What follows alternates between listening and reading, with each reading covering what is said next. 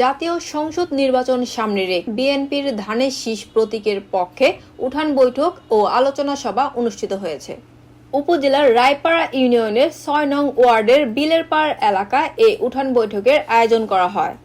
আলোচনা সভায় প্রধান অতিথি হিসেবে উপস্থিত ছিলেন বিএনপির ধানের শীষের মনোনীত এমপি প্রার্থী খন্দকার আবু আশফাকের সহধর্মিণী ইসমত সাফিয়া, ব্যবসায়ী ও সমাজসেবক মোহাম্মদ জসিম উদ্দিনের সভাপতিত্বে ও সৌদি আরব তাবুক যুব দলের সাধারণ সম্পাদক নজরুল ইসলামের পরিচালনায় উপস্থিত ছিলেন ঢাকা জেলা মহিলা দলের সভাপতি ও দুহার উপজেলা পরিষদের সাবেক ভাইস চেয়ারম্যান শামীমা রাহিম শিলা, ৬ নং ওয়ার্ড বিএনপির সভাপতি মুরাদ হোসেন সহ বিএনপির অঙ্গ সংগঠনের নেতৃবৃন্দ। এ সময় ইসমত সাফিয়া বলেন, আগামী ১২ ফেব্রুয়ারি অনুষ্ঠিত নির্বাচনে ধানের শীষ প্রতীকের প্রার্থী খন্দকার আবু আশফাককে ভোট দিয়ে দেশ ও এলাকার উন্নয়নে সুযোগ করে দিবেন। প্রমাণ করে দিয়েছেন, আপনারা আবার প্রমাণ করে দিয়েছেন আপনারা শহীদ জিয়াকে কতটুকু ভালোবাসেন, তার পরিবারকে ভালোবাসেন, খন্দকার আবু আশফাককে ভালোবাসেন, সর্বোপরি ধানের শীষকে ভালোবাসেন। তো মা ও বোনেরা, আমাদের দরকার, আপনারা এখানে বসে আছেন, আমাদের দরকার সেই ধানের শীষ পদপ্রার্থী খন্দকার আবু আশফাক কে নির্বাচিত হওয়ার জন্য আমাদের কি দরকার আপনারা বলতে পারেন? ভোটের দরকার। আপনারা ধানের শীষে ভোট দিয়ে তার হাতকে শক্তিশালী করবেন এবং আপনাদের এই নবাবগঞ্জ, দোহার নবাবগঞ্জকে মডেল উন্নত শহর হিসাবে গড়ে তুলতে সহযোগিতা করবেন। তাই আমি আপনাদের কাছে দোয়া নিতে এসেছি ও ভোট চাইতে এসেছি, দুটোই। আজকে আমি শুধু আপনাদের কাছে দোয়া ও ভোট চাইবো।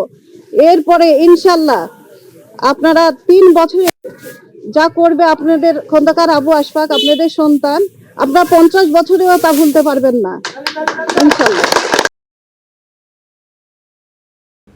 নারী ভোটারদের উদ্দেশ্যে শামীমা রাহিম শিলা বলেন, আমি একজন নারী, আপনারাও নারী, তাই সবাই ঐক্যবদ্ধ হয়ে ধানের শীষে ভোট দিয়ে খন্দকার আবু আশফাক ভাইয়ের বিজয় নিশ্চিত করতে হবে।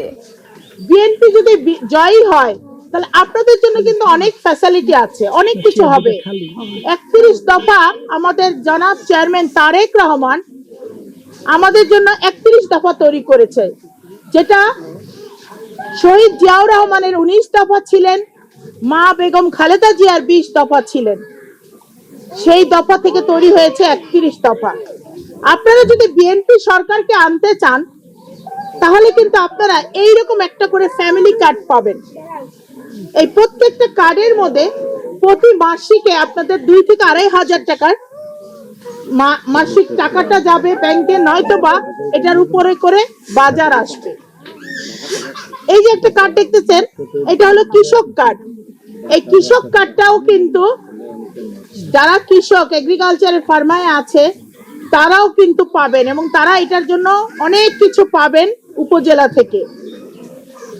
এখানে আছে আমাদের বেকারত্ব কার্ড, যুব কার্ড, স্বাস্থ্য কার্ড।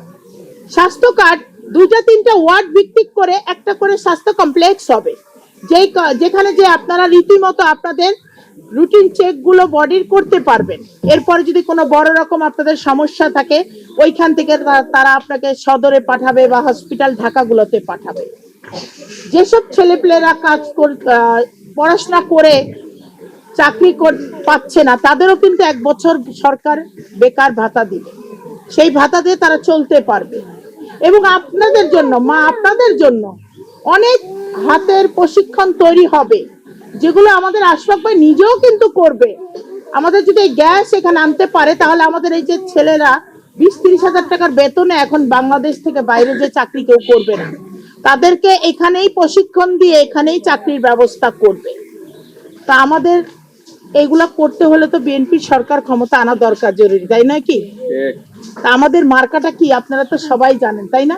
বলেন তো আমাদের মার্কাটা কি? ইতিহাসে আছে, ইতিহাস কখনো বেঈমানি কিন্তু করে না। তা আমাদের জনাব তারেক রহমানকে বাংলাদেশের মানুষ কিন্তু ভুলবে না। তা আমাদের সিদ্ধান্ত চূড়ান্তই কিন্তু একটাই, যে আমাদের